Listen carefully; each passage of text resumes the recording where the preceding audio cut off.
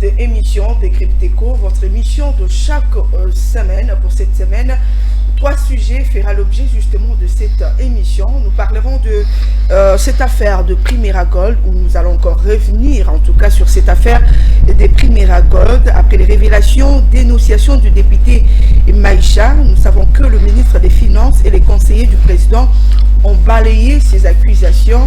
Est-ce qu'aujourd'hui on peut dire que ces députés s'étaient trompés? On en parle dans cette émission. Nous allons également évoquer la situation du carnage du 30 août à Goma. Nous savons qu'une délégation gouvernementale a été dépêchée qui a abouti à l'appel du gouverneur militaire à Kinshasa, et également 2 militaires sont devant la cour militaire, l'auditorat militaire, voilà, c'est les mots qu'il faut, devant l'auditorat militaire pour, entre guillemets, répondre de ces accusations. Est-ce qu'aujourd'hui, la manière dont le gouvernement a procédé, c'est une bonne manière? On en parle. Et puis, nous allons également évoquer la question de candidature. Nous savons que la CENI a appelé à la candidature les candidats présidents de la République. Il ne nous reste que 3 mois pour l'organisation des élections en République démocratique du Congo, mais avec quel opposant, avec quelle opposition devant Félix Tshisekedi? On en parlait avec d'une part Tony Antoine Dibendila, de l'autre côté nous avons David Kalonji, tous les deux journalistes, analystes politiques indépendants, journalistes ici à Ecofin Télévision. Merci à vous, Tony Antoine Dibendila, d'être toujours disponible pour cette émission. Merci beaucoup Betty, merci une fois de plus pour cette invitation. Donc voilà, on est là pour échanger avec vous, mais surtout pour nous adresser aux téléspectateurs et orienter l'opinion suivant les éléments que nous avons, et de la très bonne manière d'ailleurs. Donc voilà, c'est pourquoi nous sommes là, et nous espérons que nous allons rencontrer les attentes de ceux qui vont nous suivre. Il est à sa 2e participation à cette émission. Lui, c'est David Kalonji qui sera face à Tony Antoine Dibendila. David Kalonji, merci de répondre encore une fois à notre invitation. Merci, c'est moi par contre qui vous remercie, parce que j'estime que nous allons devoir en tout cas élever le débat et aider la patrie justement à marquer le pas. Le pas dans un contexte où la patrie est menacée, et nous disons que le réflexe d'être patriote fera en sorte que le pays retrouve ce pas. Donc nous sommes là pour ça. Voilà, merci. D'entrée des jeux, on commence. Primera Gold, après la révélation, dénonciation faite par le député provincial, par le député national Maïcha, qui a été d'ailleurs balayé par le ministre des Finances et les conseillers spéciaux du président de la République. Est-ce qu'aujourd'hui, Tony Antoine Dibendila, on peut dire que ces députés s'étaient trompés? Bon, avant même que les ministres des Finances interviennent sur cette question, il n'y a pas longtemps, je m'étais dit qu'il y avait certainement une erreur de la part de l'élu national. Mais je me souviens également que vous l'avez condamné. Oui, bien entendu. Non. Justement, j'ai dit ceci, j'étais déjà sceptique. Je ne pouvais pas comprendre comment est-ce que la République démocratique du Congo pouvait donner l'exclusivité de la production de l'or de l'achat et de la vente de l'or artisanal à une entreprise étrangère ou à une telle entreprise. Je ne vois pas la loi congolaise accepter cela. Et donc, avant même que les ministres des Finances et les conseils spéciaux du président de la République interviennent sur la question, j'avais porté ma voix, et après je vis également que les ministres a intervenu. Je crois que son exposé a été beaucoup plus large. Donc moi personnellement, j'ai pu retenir que l'achat et la commercialisation de l'or artisanal de la République démocratique du Congo n'a pas été accordé exclusivement à l'entreprise Emirati, à l'entreprise Emirati Primera Gold.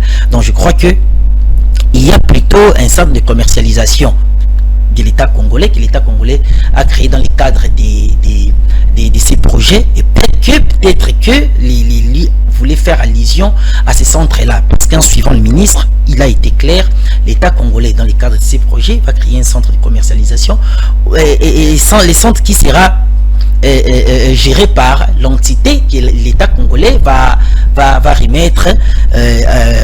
Donc voilà, en quelque sorte. Oui, il y aura un centre. Dans les cas de ces projets Primera Gold, il y a un centre qui sera créé, et ces centres-là, l'État congolais, la gestion de ces centres-là sera remise entre les mains de n'importe quelle structure que l'État congolais va choisir, mais il y aura une évaluation après un temps de gestion. Bon, moi je voudrais d'abord souligner les soucis, l'objectif de ces projets Primera Gold. L'État congolais a remarqué, il y a d'ailleurs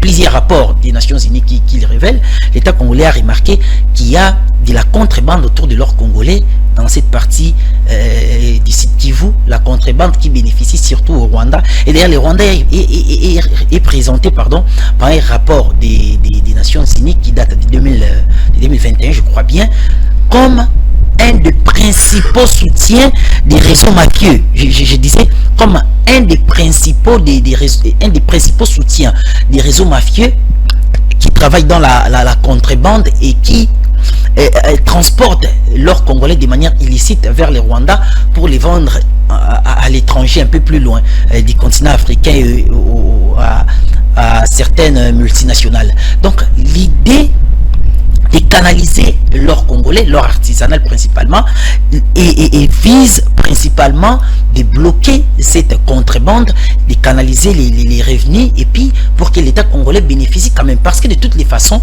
l'or artisanal un peu plus tôt ne bénéficiait pas assez au trésor public, à l'État congolais. Et donc si aujourd'hui l'État congolais, en fait, c'était d'abord, il faut le savoir, l'idée de créer ces projets, c'était le souhait des Primera Gold. Parce qu'aujourd'hui, il faudra le savoir que la plupart de l'or artisanal africain est revendu à pour destination finale les Émirats Arabes Unis. Et donc, cette entreprise émiratie est venue en République démocratique du Congo et a proposé de commencer à canaliser l'or ici, en fait, l'or artisanal de la RDC. Et donc, voilà, c'est pourquoi moi je voudrais dire ici, les critiques du député Maïcha soutenues, je crois par inadvertance, par les prix Nobel, je les crois vraiment par inadvertance, par les prix Nobel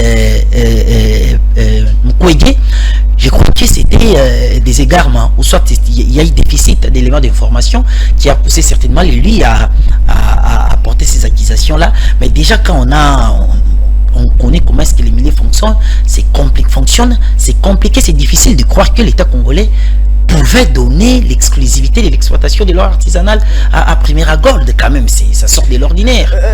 Que diriez-vous par rapport à ces Congolais qui pensent que le gouvernement joue peut-être veut peut-être se cacher après les dénonciations faites par ces gouvernements, par ces députés nationaux? Êtes-vous d'avis avec ces Congolais? Mais il y a eu un décret autour de ces projets, parce que le gouvernement a souhaité qu'il y ait un décret qui doit couvrir les activités de Primera Gold.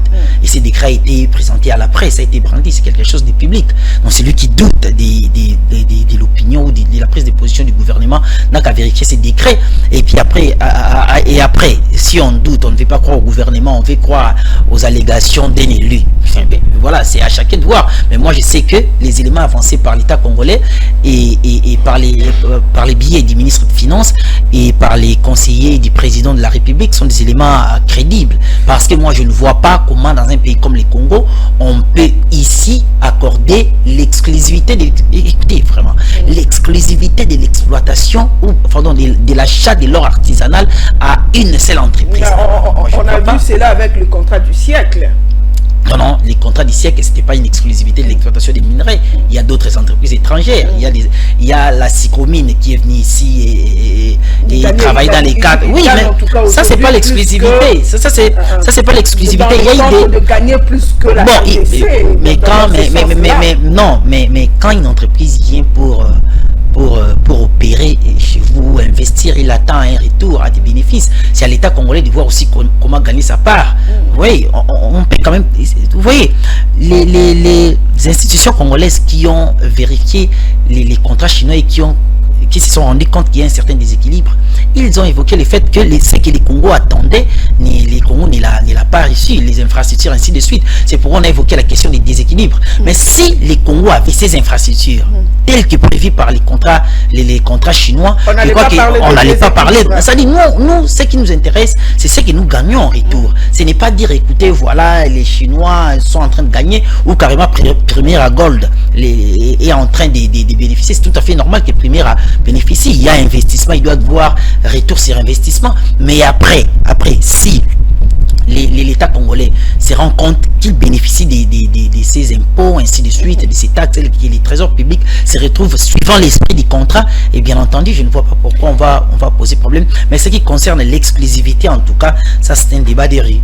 Et David Kalonji, aujourd'hui on veut présenter le député Maïcha comme un monstre, comme celui qui veut prendre la parole au nom du Rwanda et consort. N'est-ce pas qu'il a quand même fait son travail en tant que député national? On ne dira pas aujourd'hui qu'il a été en erreur du début à la fin.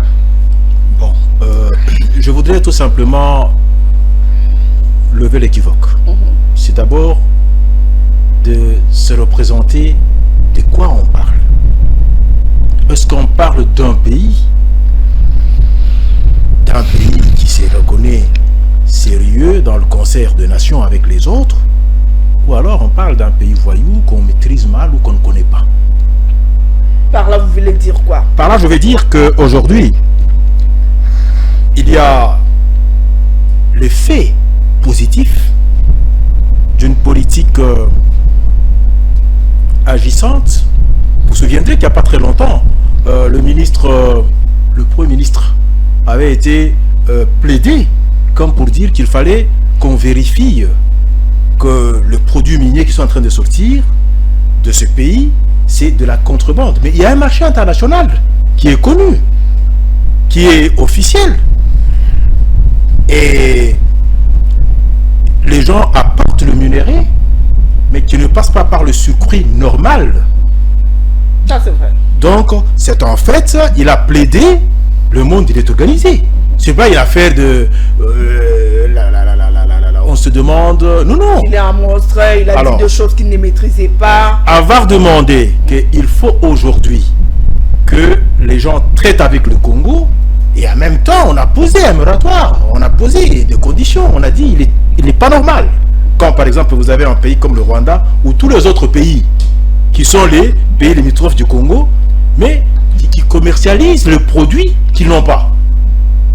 Ça c'est grave. Alors qu'on est en train de vider nos ressources, parce que donc ils pillent le pays. C'est de la contrebande. On a posé, et les effets retours sont là. Ces entreprises-là, qui sont en train de passer par le Rwanda, et ils achètent, ils sont à l'aise, ils se sont vus menacés sur le marché international par cette revendication. Et cette entreprise a bien voulu passer par la voie normale. Elle est venue demander au gouvernement congolais de pouvoir accepter. Et c'est comme ça qu'il y a les documents que vous évoquez ici, qu'on lui a reconnu de passer par la voie normale. Donc les députés, quand par exemple il vient vous dire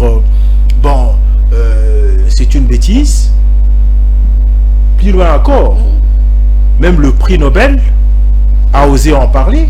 Moi je me demande s'il ne faut pas rapidement lui retirer en tout cas ce prix-là. Ça c'est en fait, ça c'est la moindre des choses. Je le dis bien. C'est pas possible. Je sais de quoi je parle parce que écoutez, c'est simple. Il est prix Nobel. Cette histoire de la contrebande. Quand le député soutient qu'il y a environ autant d'argent que nous perdons, que le Congo perdait, le Congo n'a jamais bénéficié de quelque chose.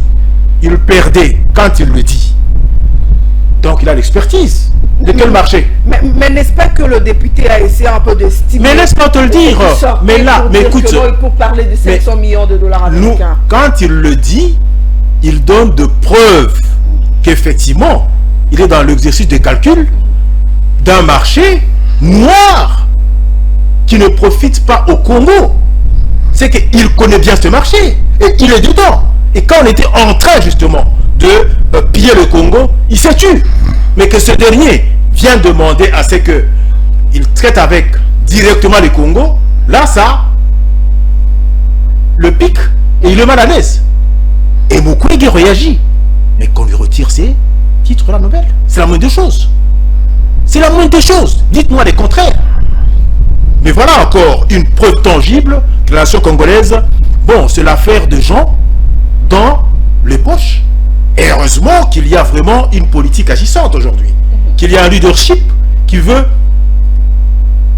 donner de la valeur, respecter la nation congolaise. Comment se fait-il qu'aujourd'hui, est-ce que vous savez que dans ce pays, il y a quelqu'un qui a payé son sang, un premier ministre qui a été pendu. Pendu parce qu'on avait tout simplement soupçonné au nom du patriotisme et qu'on l'aurait vu déjà, qu'on commençait à le fréquenter par la haute finance internationale qui sont dans la contrebande des choses.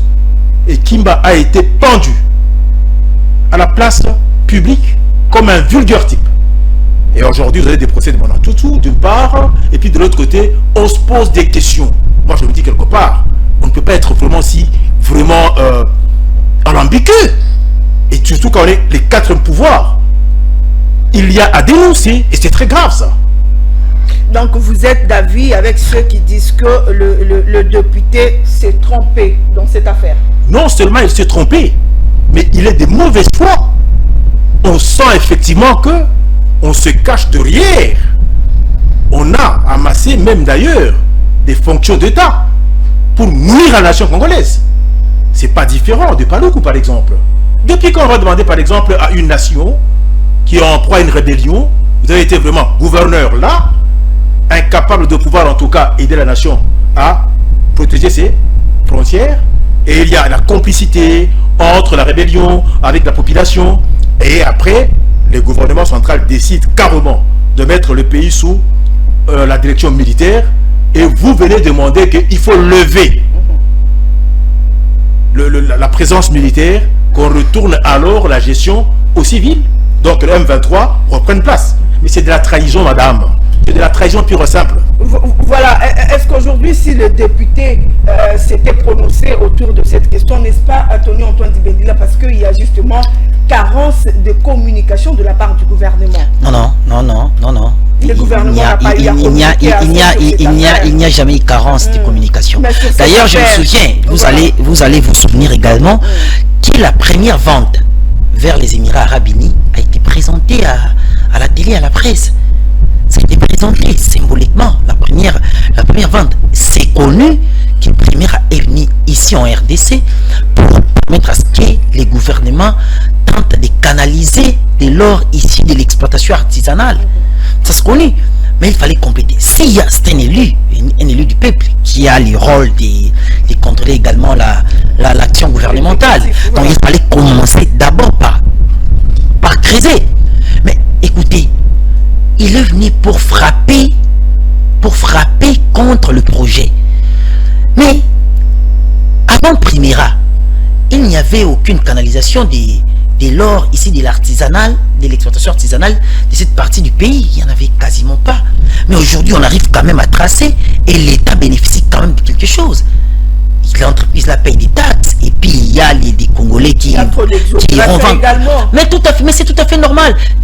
Dans cette partie du pays là, savez-vous qu'il y avait plusieurs entreprises qui arrivaient, mais dès qu'ils se rendaient compte que la fiscalité de la RDC n'était pas compétitive que celle des pays voisins tels que les Rwandais, ainsi de suite, ils préféraient aller de l'autre côté et cela va envoyer les réseaux mafieux pour venir faire la contrebande, piller les revenus, et ils iront traiter cela au Rwanda et aller vendre, parce qu'au Rwanda la fiscalité était beaucoup plus souple.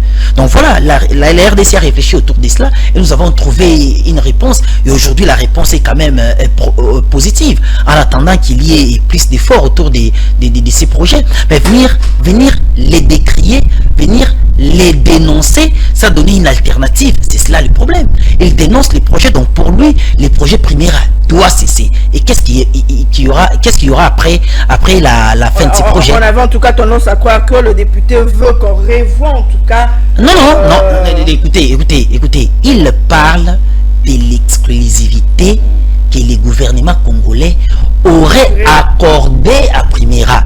Ce que je te dis, que c'est faux, ce n'est pas vrai. L'État congolais n'a jamais donné de l'exclusivité de l'exploitation artisanale à Primera Gold. David Kalonji, comme Tony Antoine Dibédila le dit, que le gouvernement communique suffisamment. Êtes-vous d'avis? Sinon, on ne tomberait pas dans ces problèmes. Hein?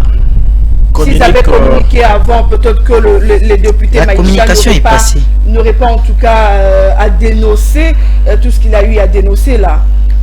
Communiquer, oui. Mais suffisamment, je dis non. Parce qu'en fait, le gouvernement a la mission, en même temps, d'évangéliser, d'apprendre au peuple congolais quels sont ses droits, réveiller justement son patriotisme à outrance, à savoir les défendre. Mais aujourd'hui, quand tu donnes la communication, c'est comme si c'est juste une information. Et pourtant, il faut que ça soit accompagné par des mesures coercitives. Il faut nécessairement... D'ailleurs, il y a à se saisir, il y a à condamner. C'est très grave. On est en train de traiter d'un problème comme un feuilleton. C'est pas un feuilleton, ça. C'est pas un feuilleton, un livre de Luc Luc qu'on est en train de... Non, c'est par contre la révélation d'un pillage assis à ciel ouvert, parce que mon confrère l'a dit tout à l'heure. Il dit bien, bon, la première vente, si elle est la première, le député soutient quoi? Que c'est une perte d'environ. Ces calculs-là, c'est quel type de calcul? C'est sur quel tableau? Un tableau de marché officiel ou un marché, bon, de dupes, loin de la nation congolaise? Donc c'est une perte à gagner. Il en sait quelque chose. Donc c'est une trahison, madame.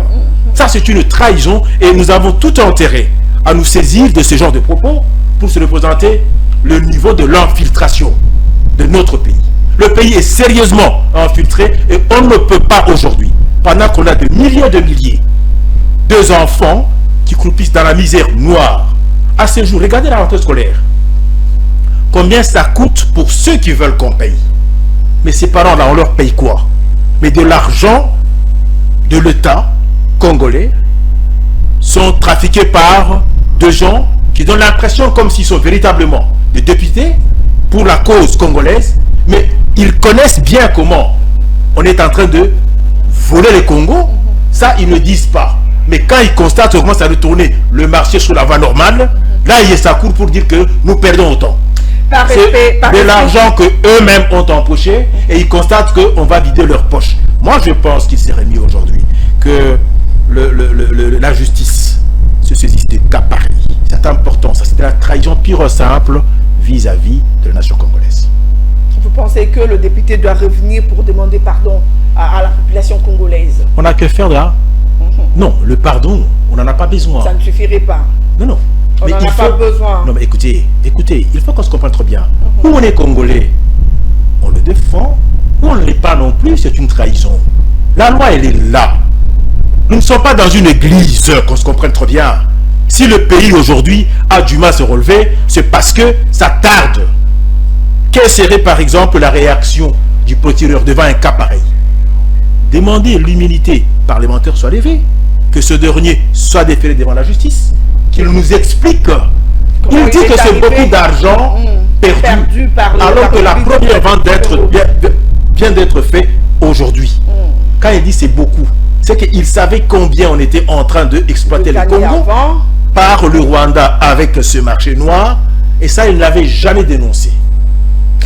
Voilà, merci à toi, David Kalonji. Pour David Kalonji, on doit retirer le prix Nobel au prix Nobel de la République démocratique du Congo. Est-ce que c'est le Congo qui lui a donné ces titres-là? Non, comment les lui retirer? Ça risque d'être compliqué, mais en tout cas, ce qui est vrai, la justice peut encore creuser pour que le Congolais voie clair dans cette affaire. On va changer en tout cas de chapitre puisque nous parlons de l'Est. Nous allons parler également du carnage du 30 août à Goma.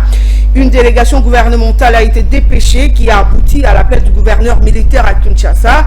Mais également, il y a déjà des militaires qui sont devant l'auditorat militaire pour répondre, entre guillemets, de leurs actes. Tony Antoine Dibendila, est-ce une bonne attitude de la part du gouvernement congolais? C'est un souci de transparence et de privilégier la justice. Vous savez ce qui est arrivé?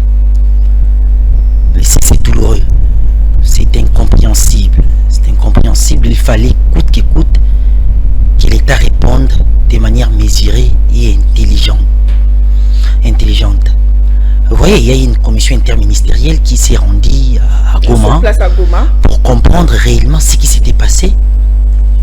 Vous avez vu une grande commission constituée des vice-premiers ministres en charge de l'intérieur, des vice-premiers ministres en charge de la défense, des ministres des droits humains et des vice-ministres de la justice, accompagnés de l'auditeur général des forces armées de la RDC. Donc les soucis profonds dans cette question étaient de comprendre réellement ce qui s'était passé. Comment est-ce que les forces armées de la République peuvent tourner les armes vers les civils? Et après, on a quand même circonscrit les problèmes.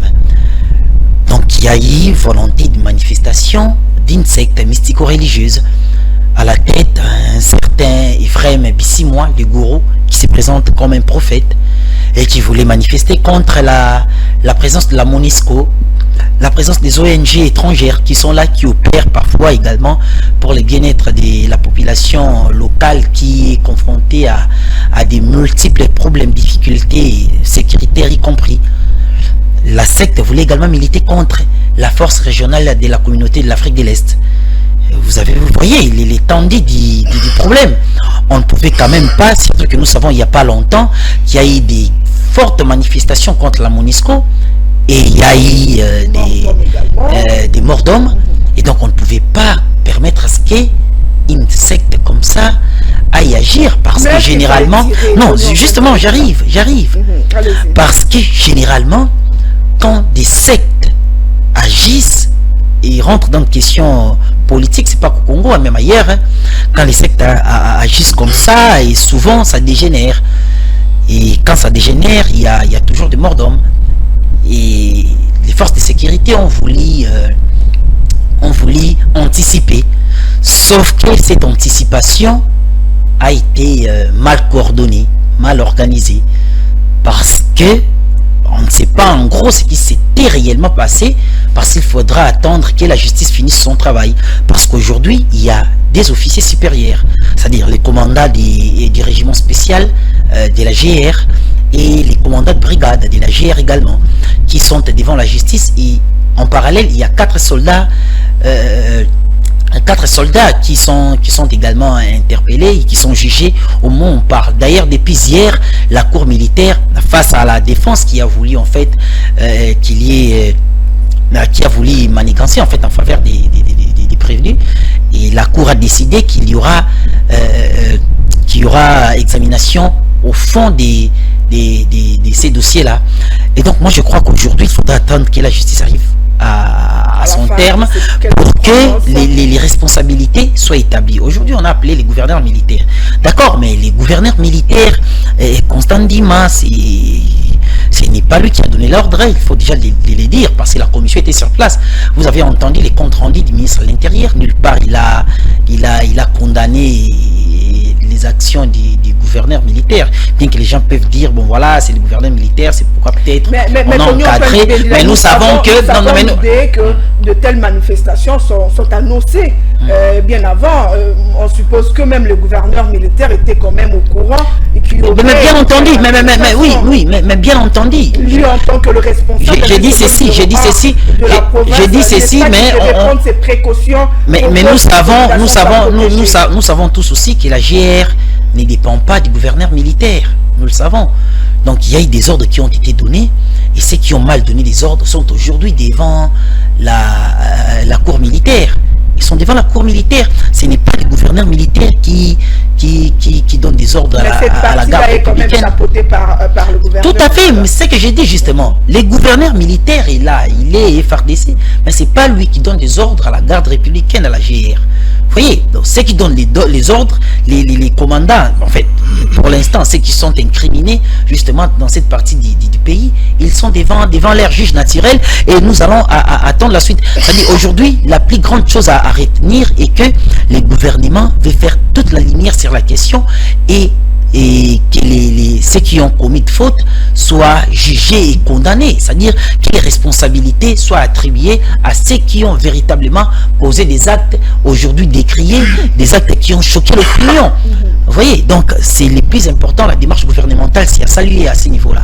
Voilà, David Kalonji, est-ce que c'était nécessaire de tirer sur la population et qui n'avait pas, en tout cas on suppose qu'ils n'avaient pas d'armes à feu entre leurs mains?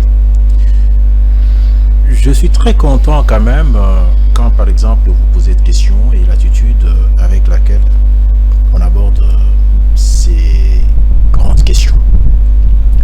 Est-ce que vous vous représentez que le pays, il n'est plus en train de tourner en temps normal? Donc c'est pas un pays qui vit normalement. Nous sommes en guerre.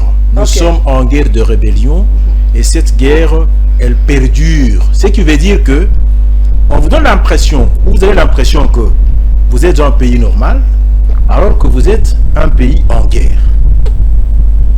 Non. Il y a de la manipulation internationale. On veut nous faire croire et nous faire prendre une attitude moins grave devant une situation où nous sommes en guerre. Et pendant que nous sommes en guerre, c'est la juridiction militaire, on vous demande d'appliquer la mesure d'un pays normal avec une justice qui fonctionne normalement bien. Où vous parlez de droits de l'homme, où vous parlez de tout ce que vous voulez. Parce que cette contrée-là, nous sommes dans une région qui est déclarée une région qui est en proie à une rébellion. Et les services de renseignement, vous ne savez pas ce que ces services-là a pu donner comme renseignement au jour où ces derniers avaient envisagé faire cette manifestation-là. On n'est pas à Kinshasa, qu'on se comprenne très bien. Et quand c'est une situation dans une zone de militaire, dans des guerres, sous la direction d'un militaire, et que ça touche à la sécurité en droit, et là nous sommes dans le droit militaire, c'est à la sûreté de l'État. Donc d'après vous, vous pensez donc, que la procédure, d'abord, d'abord, c'est pour démontrer tout simplement que l'appréhension pour ceux qui sont au front de la manière qu'il faut réagir, ce n'est pas celle qui est la nôtre. Et là, la première des choses, c'était étouffer l'œuf, non, l'action dans l'œuf. On vous dit, ce sont les Wazalendou qui sont des Congolais qui demandent le départ des autres. Qu'en réalité, l'ennemi se déguise. C'est une guerre asymétrique, intelligente. Vous avez le Rwanda qui est de l'autre côté, qui instrumentalise. Il constate que du côté, par exemple, de forces armées, s'il faut s'affronter, non, vous êtes maintenant bien armés. Vous pensez qu'il n'y avait pas que le Congolais? On s'est déguisé, c'est fort possible aussi qu'il y en avait parmi eux. Parce que quand on a dit mes condoléances, et d'ailleurs je partage les douleurs avec nos amis, nos frères qui sont là et qui sont tombés sur les champs de bataille, mais il faut reconnaître aussi que en même temps, nous on demande, on pleure les nôtres qui sont morts. Mais il y a plus de pleurs au Rwanda, où il y a de deuil en cascade. À cause de cette situation. Parce que finalement, il y a des Congolais qui sont morts. Et non plutôt des Rwandais qui sont morts au Congo. Okay. Dites-moi un tout petit peu, ça ressemble à quoi? Un comportement sophiste. Voilà des choses qui sont là, qu'il faut dire aux Congolais. Et qu'il faut que le Congolais le comprenne. Si on a rappelé le militaire ici, mais c'est tout à fait normal. Parce que quand il y a mort d'homme, les garants de la Constitution, le chef de l'État, quand c'est lui le commandant suprême, il lui faut des explications sur cette situation-là. Et il faut rappeler le militaire, il faut rappeler le gouverneur. Mais laissez-moi vous le dire, il ne pas dit forcément que vous croyez qu'effectivement, on veut. Non. Le mort d'homme, ça ce n'est pas permis. On aurait pu les arriver, le prendre, les amener. Mais ils se sont comportés comment? Ça également, c'est une autre question. Donc ça, c'est aussi un autre problème. Est-ce que c'était pendant la journée ou bien c'était la nuit? Tout ça, ce sont des choses, il ne faut pas trop vite aller en besogne pour condamner parce qu'on a rappelé. Non, attendons cette enquête-là. Que la justice soit que certain, c'est que, en tout cas, moi je retire mes condoléances pour ceux qui sont des familles au Rwanda. Ce sont quand même des êtres humains, il faut faire attention. Quand je dis, non, écoutez, quand ils veulent, ce sont quand même des êtres humains qui sont. Je vais bien. Pour le sang qu'on a versé, je regrette infiniment.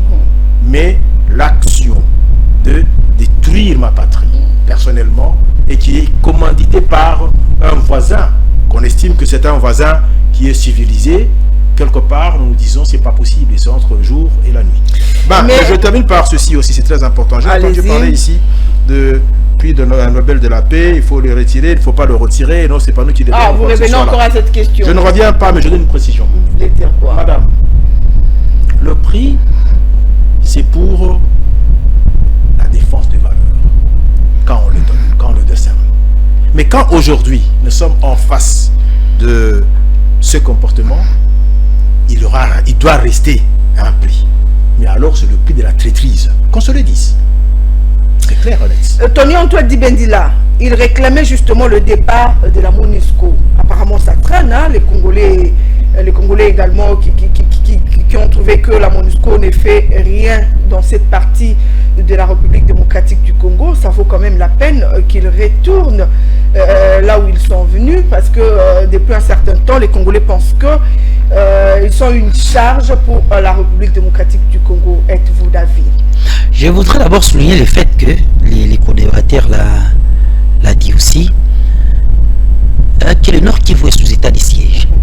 C'est-à-dire pour dire que c'est rappeler qu'être sous état de siège, sous un contexte d'exception, c'est-à-dire qu'il y a certaines manifestations qui sont interdites.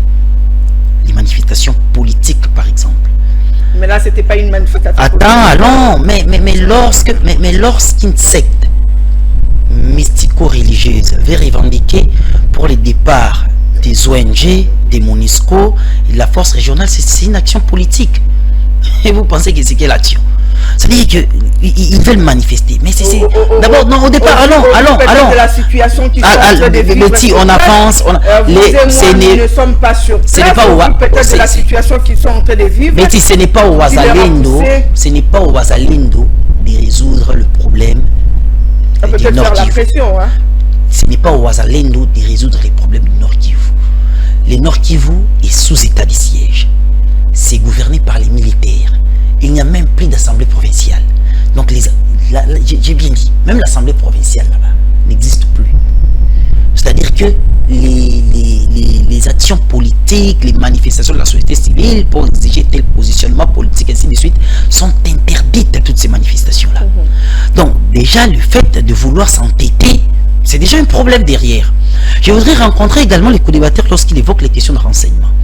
J'ai appris de certaines sources parallèles également qu'il y aurait des deuils au Rwanda après les incidents de Goma. Ben voilà, si cela se confirme, donc c'est compliqué.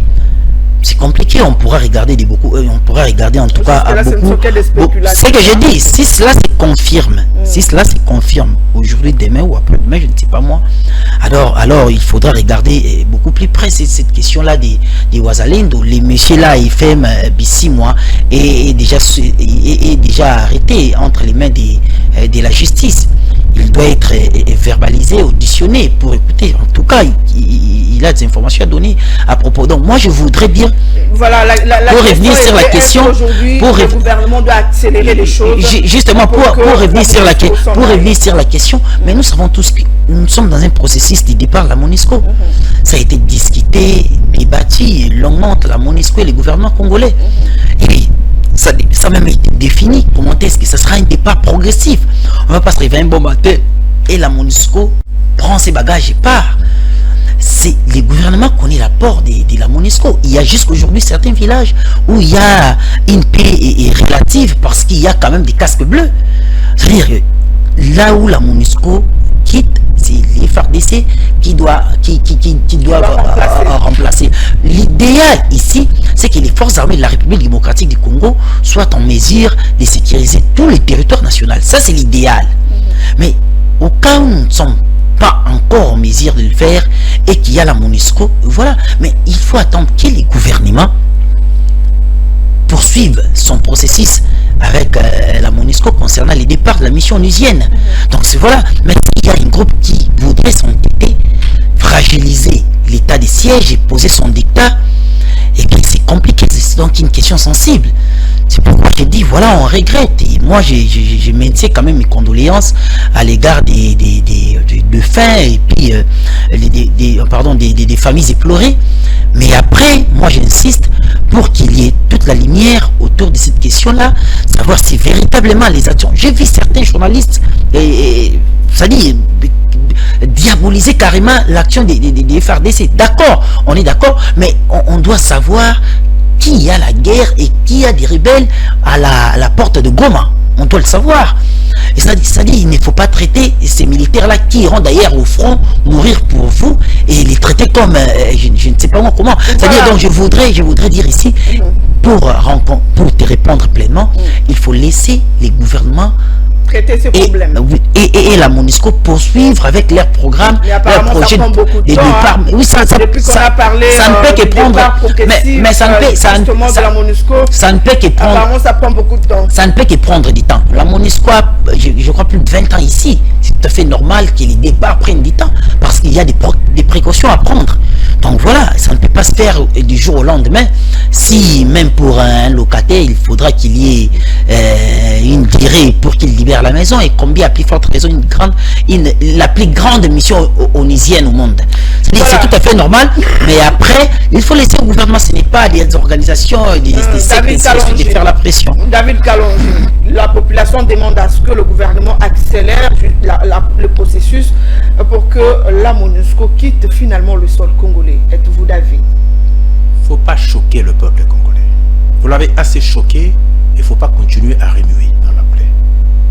C'est un peuple civilisé qui a déjà dit « j'en ai ras-le-bol ».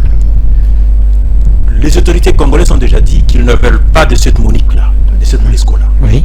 C'est clair, c'est eux qui traînent le pas. Ils ne veulent pas partir. Pourquoi, soyons clairs? Pourquoi Parce que tout simplement, aller dans leurs véhicules qui font le trafic avec le pays frontalier. C'est du coltan qu'ils sont en train de transporter dedans en soutenant, ils passent à la frontière et ils vont vendre et ramènent. L'histoire des coltons, là, il suffit d'avoir un petit colis comme ça, c'est beaucoup d'argent. Voilà le comportement qui se passe de l'autre côté. Et c'est la communauté internationale qui nous joue à des jeux pareils. Nous avons souscrit à la Charte des Nations Unies comme un État souverain qui respecte les valeurs. Mais c'est quel comportement qu'ils développent? C'est eux qui développent, c'est eux qui fabriquent les armes, mais c'est eux qui nous refusent de nous vendre des armes conventionnelles. Et les mêmes armes là on retrouve entre les mains de rebelles. Et puis notre pays. Il faut qu'on les caresse. Et ça, quand on est devant l'intellectuel congolais, il dit les droits internationaux dit. Non. Quand par exemple, ce sont des failles dans la constitution congolaise, on s'est pointé du doigt que là ça ne va pas parce qu'on est juriste. Mais quand par exemple on est juriste et qu'on constate justement la cabale que la communauté internationale se cache derrière les relations internationales et le reste, là on dit non, vous savez, les relations internationales. Et c'est ça le comportement d'être un sous-homme. Les Congolais, l'intellectuel congolais, je me dis quelque part, n'est-il pas vraiment formaté? Qu'on se pose des questions. Cette histoire de mythe des diplômes, moi je ne veux pas verser dedans, qu'on se les dise quelque part. Ça n'est trop. Vous en avez également des diplômes. Non, mais écoutez, c'est pour vous dire que ça ne va pas. Okay. Mais regardez, qui est intellectuel? L'intellectuel, c'est celui qui est capable de trouver des solutions dans le milieu ambiant, dans son milieu qu'il vit. Le Congolais est incapable de sortir de l'ornière. Ça veut dire quoi ça? On tourne en spirale. Les économistes disent quoi? Faites-moi des bonnes politiques, je ferai des bonnes économies. Fachi est arrivé, il vous dit je vais 50-50. Vous avez vu quelle économie c'est venu dire « Ah, ça c'est intéressant, on va revoir tout ce que nous avons fait. Les marchés internationaux, il faut qu'on attaque. » Ils ne sont pas là. C'est le marché d'argent, donc les intérêts qui sont... Quelque part, ça ne va pas non plus. La conscience patriotique n'est plus, madame. Et c'est ça, c'est qu'il faut nécessairement remettre en ordre. Donc vous pensez que le gouvernement doit accélérer ces processus? Il n'y a pas à accélérer. On a déjà dit, partez. C'est eux qui refusent. Ils traînent le pas pour notre petit marché noir là. Et laisse-moi vous le dire, dans ces cas, que doit faire le gouvernement moment donné. Dans ces cas, justement, que doit faire le gouvernement pour mettre la population à l'aise? La fibre patriotique, l'accent patriotique, il a un mode opératoire de répondre quand il en a ras-le-bol. Il sort du génétique africain et congolais. Vous le connaissez. Vous avez vu ce qui s'est passé à Kananga sur un des opposants? Le Congolais, quand il en a ras-le-bol, il a une façon de réagir. À ça, c'est une arme qui est à vie. Voilà, ça c'est une arme qu'il faut en tout cas éviter. On va prendre le dernier sujet. Notre dernier sujet du jour, c'est l'appel à la candidature à la présidence. Rien que 3 mois pour les élections en République démocratique du Congo. Quel opposant peut faire le contrepoids contre Félix Tshisekedi, David Kalonji? Je suis déçu personnellement. Parce qu'en fait, Félix, il vient de l'école de l'opposition. Et cette école, il y a passé beaucoup de temps. C'est plus de 37 ans que l'UDPS s'est battu. Donc, c'est une opposition qui a mûri. Malheureusement, en face de lui, il n'a pas d'opposition. Il n'y en a pas. Je n'en vois pas. Le Faïlou ne vous dise rien, le Katumbi et consort. Ah, heureusement, c'est bien dit. Je constate seulement, personnellement, qu'ils sont pris en otage par quelqu'un qui a des problèmes d'identité. Là, vous parlez de qui? Non, je parle d'Olivier, par exemple. Olivier Kamita. Parce que finalement, c'est le cerveau, c'est la tête pensante de tous ceux qui sont là. Mais qui sont-ils? Ce sont des gens de rescapés de la justice. Vous avez par exemple quelqu'un comme Moïse. Ils se sont chamaillés avec Kabila à la place publique pour les problèmes d'argent. 85% de nos minéraux allaient dans les poches de gouverneurs. Et Moïse était pointé du doigt comme étant le premier des gouverneurs qui étaient à ces manœuvres-là. Et aujourd'hui, ils ont firmé les cadres de la paix avec Kabila. Mais ce qui est certain, c'est que c'est de l'argent du contribuable congolais que nous sommes. Et nous avons besoin qu'on nous restitue cet argent-là. L'opposition, ce n'est pas voler l'argent du pays et puis passer dans l'opposition. Non, il y a une justice dans ce pays. Nous, peuple congolais, nous attendons que Kabila, ex-président de la République, le président honoraire de ce pays, qui est en vie, avec Moïse, avec les 85% de minéraux qui partaient entre les mains des gouverneurs, et surtout que Kabila est encore en vie. Et il avait même demandé au procureur d'ouvrir un dossier sur ça. Qu'on nous restitue cet argent-là, on en a besoin. Regarde un peu les élections, regarde un peu les enfants, l'école et tout ça là. On en a besoin, c'est important. Donc, il n'y a pas une opposition, ce sont de rescaper tout simplement de la justice, que sont, bon, Moïse, des problèmes d'identité pour celui qui les prend en otage. Bref, ils ne veulent pas. Ils se cachent derrière. Il n'y a pas une opposition. Parce que le discours de l'opposition, il est où? Qu'est-ce qu'ils reprochent? Ils se sont retrouvés à Genève. C'était pour dire, c'est le camp de la patrie. Et celui qui était de l'opposition est passé avec les projets. Aujourd'hui, vous avez les projets qui sont là. C'est le 145 territoires. Justement, Fayoulou soulève la question de réviser le fichier pour que tout le monde soit à l'aise. Ne pensez-vous pas que la CENI doit répondre à cette exigence? Là, il s'adresse à qui? Justement, à la CENI. Ne pensez-vous pas que... Non, il s'adresse à un pays où il est président de la République ou à un pays où on lui a volé la victoire. Parce que finalement, ça va pas... Hein, c'est quand même un Congolais comme tout le Congolais. D'accord, laisse-moi te le dire, parce que finalement, cette CENI-là, elle est dépendante de qui? de celui qui lui estime qu'il vraiment l'a volé. Qu'est-ce que tu veux qu'on dise? Parce que d'abord, il y a un problème de... C'est un comportement un peu sophiste, un peu... à un moment donné, c'est comme si il dérange, à mon âme, la vie. Si aujourd'hui, on vous demandait de leur prodiguer un conseil, alors que nous sommes à 3 mois des élections... Les conseils seraient qu'ils prennent les choses du bon côté. Le bon côté, c'est... Le chef de l'État a fait un discours de 6 minutes. Il a divorcé avec l'FCC. Dans ce discours, il y a des promesses pour le peuple congolais. Et tirer dans ces discours pour opposer à Félix... Qu'est-ce qu'il n'a pas fait depuis que il a divorcé avec le FCC? Parce que c'était une gâchée. Ça, c'est la même des choses. Parce que là, justement, vous le dire, ils se battent pourquoi? Pour leurs intérêts personnels ou bien pour le peuple congolais? Quand le peuple congolais se retrouve dans les 145 territoires, quand le peuple congolais aujourd'hui applaudit, il se dit qu'en tout cas, rien à faire, Kinshasa est en train de changer. Mais dites-moi un tout petit peu, quand aujourd'hui on dit 50-50, quand par exemple aujourd'hui vous avez une action qui a porté donc le film des cartes Visa, Visa plutôt. Aujourd'hui, on sait qu'il y avait des gens qui vivaient des sueurs des autres. Donc pensez-vous aujourd'hui... On a dénoncé le mal. Donc pensez-vous aujourd'hui, même si se mettaient ensemble Fayoulou, Moïse et Constant Moutamba, puisqu'il a été proclamé comme candidat de l'opposition et Noël Tiani, pensez-vous aujourd'hui qu'ils auraient quand même la chance de battre Félix Tshisekedi? Noël Tiani. Vous avez bien entendu, voilà. Tiani Mwadianvita. Voilà, vous avez bien entendu. De père de mère. Voilà. Ah bon, merci. Parlons de lui. Moi, je suis un tout petit peu Tiani ne fait rien. Parce si que... on le mettait ensemble, là, on parle... Même si on le mettait ensemble, il ne représente rien.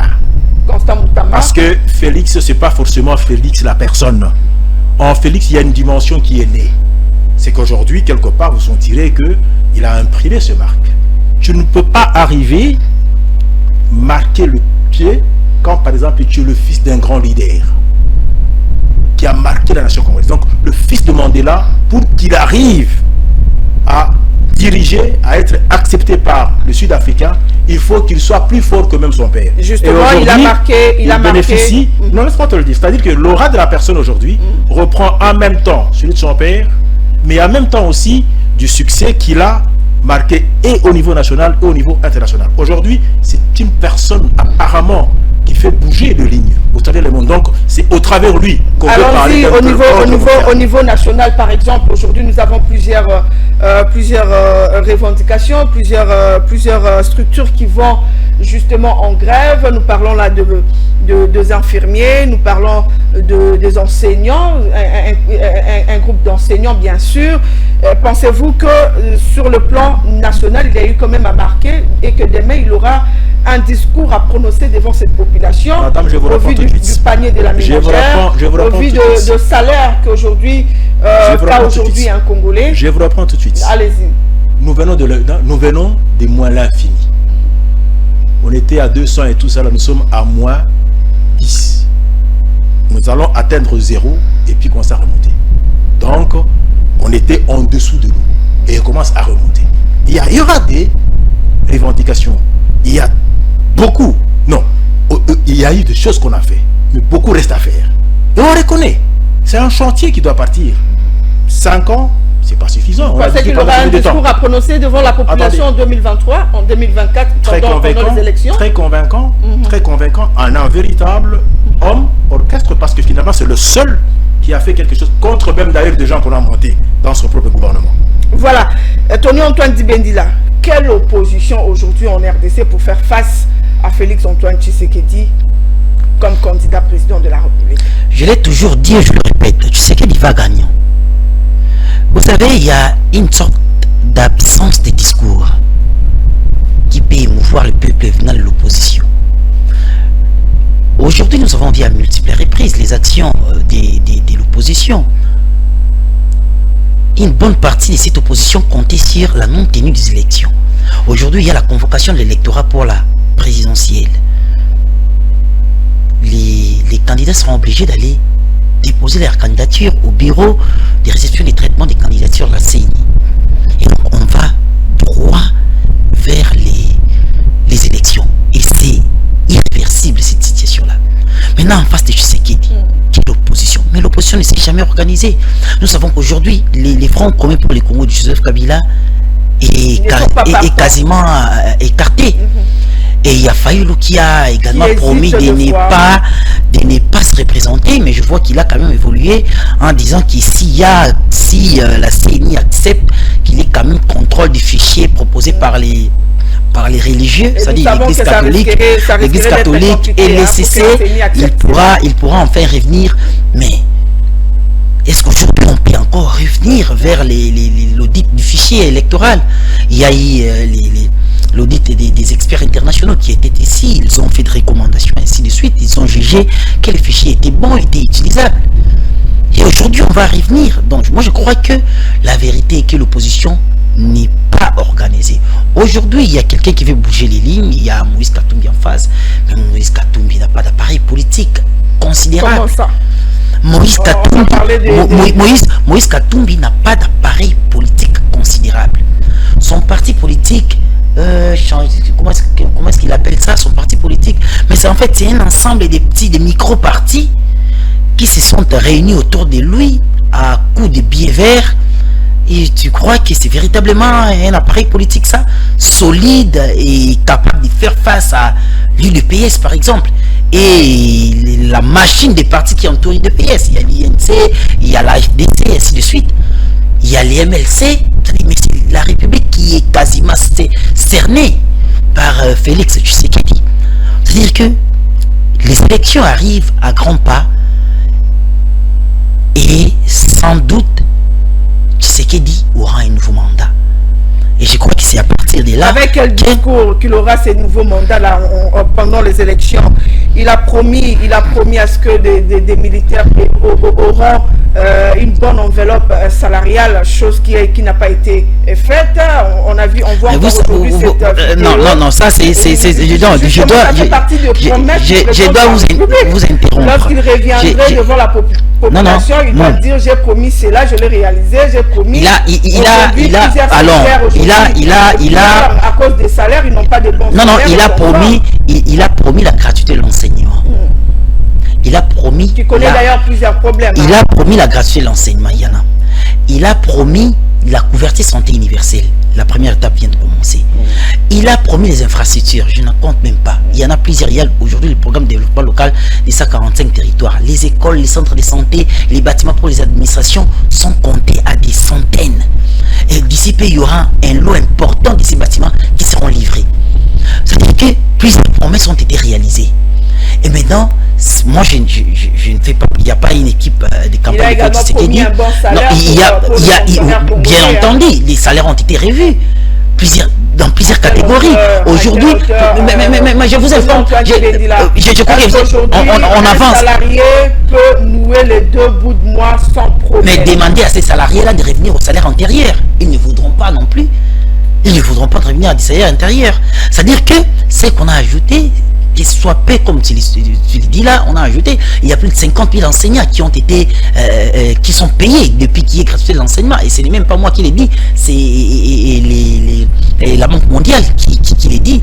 Et les Fonds monétaires internationaux venaient de souligner il n'y a pas longtemps que la République démocratique du Congo vient de faire son entrée sur la liste des 10 pays, les gros PIB africains. Ça n'a jamais arrivé. Les 10 pays où il y a... Avec quelle retombée justement... Mais je te dis, il y a assainissement, mais c'est plus visible. Mais regardez les chantiers partout à Kinshasa. Mais il y a pas longtemps, il y a une chanson qui a cassé les oreilles concernant l'état de l'hôpital général de Kinshasa. Mais allez voir aujourd'hui. Mais allez voir les centres financiers. Il y a, je n'évoque même pas ce qu'on appelle aujourd'hui la force de la résilience congolaise, les jeux de la francophonie, les infrastructures que ces jeux-là ont léguées à la République. C'est-à-dire que je vous dis que les bilans étaient logés. Et tu sais qu'il va apporter ces bilans sur la table. Mais les opposants, quel discours ils vont apporter? Ils n'ont même pas de discours aujourd'hui. Ils n'arrivent pas à bouger le foule. C'est-à-dire que si aujourd'hui on nous dit, en fait, si aujourd'hui il y a une élection aujourd'hui, je ne vois pas quel opposant qui sera capable de faire le poids à Félix Tshisekedi. Il n'y en a Moïse pas. Katumbi par exemple. Mais Moïse Katumbi a des mains sales. C'est connu. Moïse Katumbi a des mains sales. Il a été lavé, hein. Non, mais ça, je vous dis que Moïse Katumbi. Mais moi je l'ai dit parce qu'il y a beaucoup de rapports aussi derrière cette histoire-là. Vous voyez, mais il n'y a pas longtemps, il a été poursuivi par la justice, ainsi de suite. Mais parce que quand même, il y avait quelques irrégularités selon le pouvoir Tshisekedi qui a quand même remis les passeports à Katumbi. Mais il faut aller également, je vais évoquer ici les bâtonniers Muyambo. Je vais évoquer, il y a des vidéos qui existent, qui parlaient quand même des manigances, c'est-à-dire illicites du président du TP Mazembe. Ce n'est pas moi, il y a des vidéos qui existent. C'est-à-dire, pour dire aujourd'hui, que je ne vois pas cet opposant qui pourra faire face à Félix, à la machine Tshisekedi. Le peuple d'abord a été un exploit. Mais je vous dis, la gouvernance est une gouvernance à saluer. Il a géré 5 ans, il a co-géré pendant 2 ans avec les FCC.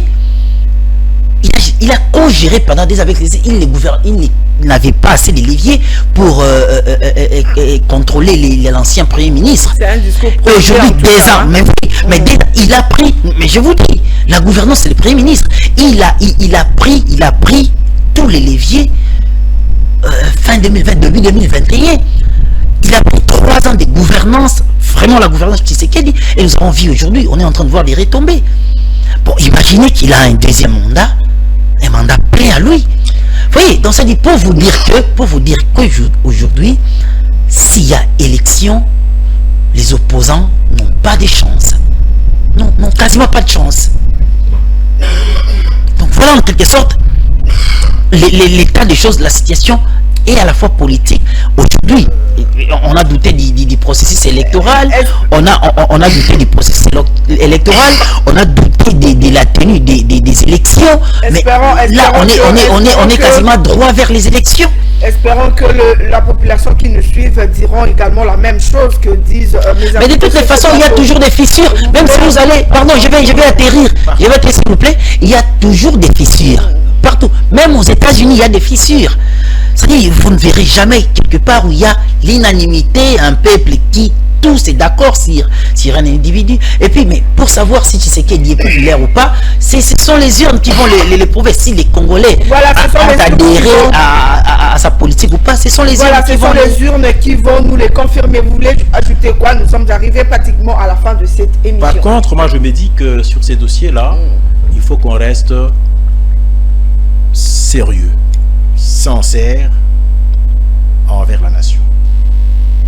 Il faut reconnaître que à Moïse Katumbi, même si il va affronter le chef de l'État, en dehors du dossier que nous disons qu'il faut d'abord qu'il restitue l'argent, mais il y a un fait très important. C'est quoi ces faits-là? Il va affronter les élections avec quel public, avec quel parti? Parce qu'aujourd'hui, il a également des partis autour de lui. Hein? Ce sont des partis qu'il a achetés, à qui il a toujours remis de l'argent qu'il a acheté. Le premier, c'est ARC, le parti d'Olivier Kandidatou. Mais on lui a vendu une coquille vide. Beaucoup, hein? Non, mais c'est une vérité. C'est son secrétaire. Tu veux qu'on dise quoi? Voilà. On cite quelqu'un d'autre? Voilà. Il est son secrétaire particulier, ou je ne sais pas quoi. Il est le porte-parole. Il est vraiment une machine à faire tourner la chose de ce côté-là. Mais il a vendu une coquille vide. C'est une escroquerie qu'on lui a fait. Et puis regarde, on lui a vidé en tout de l'argent. Et on le vide encore. Parce que finalement, on lui dit qu'il y a tout un ensemble de partis politiques. Mais c'est assis sur quoi? Sur un vide. Tu sais qu'elle dit par exemple aujourd'hui, parce que là, j'ai senti que mon ami est en train de mettre les choses à la bas. Non, je ne suis pas d'accord personnellement que Tshisekedi se présente comme étant les candidats de l'UDPS. Non. Parce qu'aujourd'hui, il a presté. La dimension patriotique est sortie dans l'être. Ce qu'il a posé comme acte. Aujourd'hui, tout le monde le consomme. Mais par contre, il faut reconnaître que même le parti UDPS, qui a prêché le peuple d'abord, quand on les a appelés aussi à entrer dans la gestion, et aussi ils volent.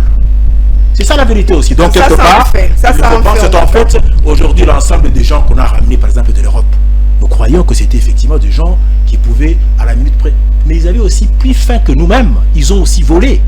Donc aujourd'hui, bon, le principe pour lequel vous vous dites que bon, il faut asseoir le pays sur des institutions fortes, moi je me dis, il n'en est pas question. Ce pays, de toute façon, il est tombé plus bas. Il faut des hommes forts. Voilà, et ce pays à lui seul, oui, mais qu'il avance comme étant un candidat indépendant. Comme ça, il va absorber tout le monde. Voilà, le pays est tombé plus bas et que Félix Tshisekedi essaye tant soit peu en tout cas de le relever. Ce sont là les phrases de la fin qu'a employé en tout cas David Kalonji. C'est la fin de Décrypte-Écho. 3 sujets étaient au centre de notre émission d'aujourd'hui. On a parlé de l'affaire Primera Gold où après la révélation ou les dénonciations faites par le député Maïcha, peut-on aujourd'hui dire que le député s'était trompé dans l'affaire? Vous les avez écoutés. On a parlé également de l'affaire Carnage du 30 août à Goma où une délégation gouvernementale était dépêchée sur place qui a abouti à l'appel du gouvernement militaire à Kinshasa. Et c'était une bonne attitude de la part du gouvernement congolais. Ils ont répondu également à cette question et puis on a chuté avec quel opposant pourrait faire face à Félix Tshisekedi pour les élections présidents qui se pointent à l'horizon. Mesdames et messieurs, ils ont été mes invités. C'est Tony Antoine Dibendila qui a été mon invité. Il est invité maison, produit maison, mais également David Kalonji qui est un analyste politique indépendant. Ils ont répondu en tout cas. Nous espérons ou nous osons croire que vous avez pris ce qui était nécessaire au cours de cette émission. À nous revoir la semaine prochaine, certainement autour d'autres questions, peut-être avec d'autres invités. Dans l'entretemps, prenez bien soin de vous. Au revoir.